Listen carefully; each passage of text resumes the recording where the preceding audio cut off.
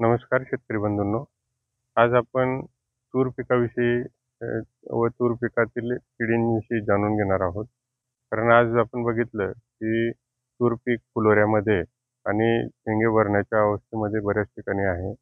या परिस्थितीमध्ये सगळ्यात धोका जो आहे या पिकाला तो म्हणजे शेंगा पोखरणाऱ्या अळी, पिसारी पतंग आणि शेंगेतील माशी. या 3 ज्या प्रमुख किडी आहे यांना बोरर कॉम्प्लेक्स असं संबोधलं जातं आणि यांच्यामुळे साधारण आपल्याला 60 ते 70% पर्यंतचं नुकसान या पिकामध्ये होण्याची शक्यता असते. यांचं वेळीच नियंत्रण आपल्याला करणं अपेक्षित आहे. याचं नियंत्रण हे सुरुवातीपासून करणं अपेक्षित असतं. ज्या ठिकाणी आपण 50% फुलोरा अवस्था आल्यानंतर तिथं 5% निंबोळी अर्क किंवा 300 ppm अजादी रक्ती नीम तेल याचं 25 मिली प्रति 10 लिटर या प्रमाणामध्ये पहिली फवारणी जर आपण घेतली तर या किडींना आपण येण्यापासून थोडंसं एक प्रतिबंधात्मक उपाय करू शकतो. त्याचप्रमाणे ते जर किडीचा प्रादुर्भाव वाढत राहिला त्या ठिकाणी आपल्याला 15 दिवसाच्या अंतराने इमामॅक्टिन बेंझोएट 5% SG याची साधारण 4 ग्राम प्रति 10 लिटर पंप त्याची फवारणी आपल्याला करणं अपेक्षित आहे. किंवा इतर जे आहे क्लोरनेट्रिप्रोल जे कोराझन म्हणून किंवा इतर ब्रँड नेमने आपल्याला बाजारात उपलब्ध आहे त्याची 2.5 मिली प्रति 10 लिटर या प्रमाणामध्ये फवारणी जर आपण करून घेतली तर या रस शोषणाऱ्या ज्या किडी आहेत त्यांच्यापासून आपल्याला संरक्षण मिळू शकतं.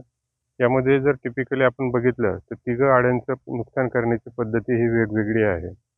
पहिली जी आहे ती हेलिकोअर्पा आर्मिजेरा, साधारण तपकिरी रंगाची ही अळी असते. मोठी 3 ते 3.5 इंचापर्यंत आपल्याला ही वाढलेली अळी दिसू शकते. ही अळी शेंगेच्या वरच्या बाजूला राहते आणि शेंगांना बाहेरूनच राहून फक्त तोंड आतमध्ये टाकून दाणे खाते आणि मोठे मोठे छिद्र आपल्याला शेंगांवरती झालेले दिसून येते.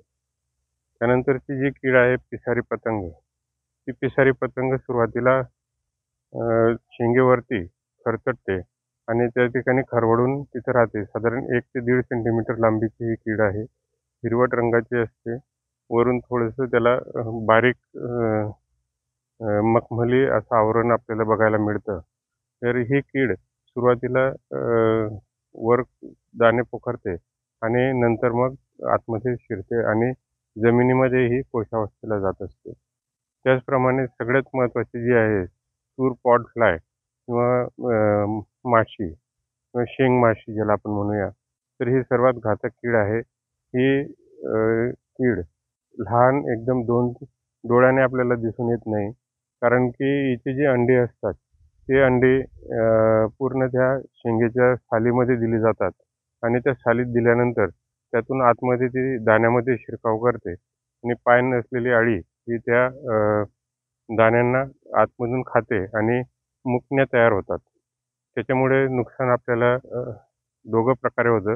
वजनामध्येही होतं आणि त्याच्या क्वालिटीमध्ये देखील, दाण्याच्या क्वालिटीमध्ये देखील त्याची घसरण होत असलेले आपल्याला पाहायला मिळते. तर यांच्या नियंत्रणासाठी आपण वेळीच जर उपाययोजना केली तर आपल्याला या अळ्यांपासून वाचता येऊ शकतं. शिवाय ह्या अवस्थेमध्ये एक रोग जो आहे, मर रोग ज्याला आपण म्हणतो, की अचानक तुरीचं झाड हे पूर्णपणे वाळून जातं आणि आपल्याला तसं ते वाळलेलं दिसतं. तर हे फ्युजेरियम नावाच्या बुरशीमुळे येणारा हा रोग आहे. सध्या याचं प्रमाण मोठं झालेलं आपल्याला दिसून येतं. याचा देखील जर आपण प्रादुर्भाव रोखायचा असेल तर आपल्याला सुरुवातीपासून याचा प्रतिबंधात्मक उपाय म्हणजे जे बियाणं असतं ते बियाण्याला ट्रायकोडर्मा या बुरशीनाशकाची, जैविक बुरशीनाशकाची बीज प्रक्रिया आपण जर केली 5 ग्राम प्रति किलो प्रमाणे किंवा रासायनिक बुरशीनाशकाची प्रक्रिया जर केली तर आपल्याला हे भविष्यामध्ये याचा प्रादुर्भाव कमी दिसतो.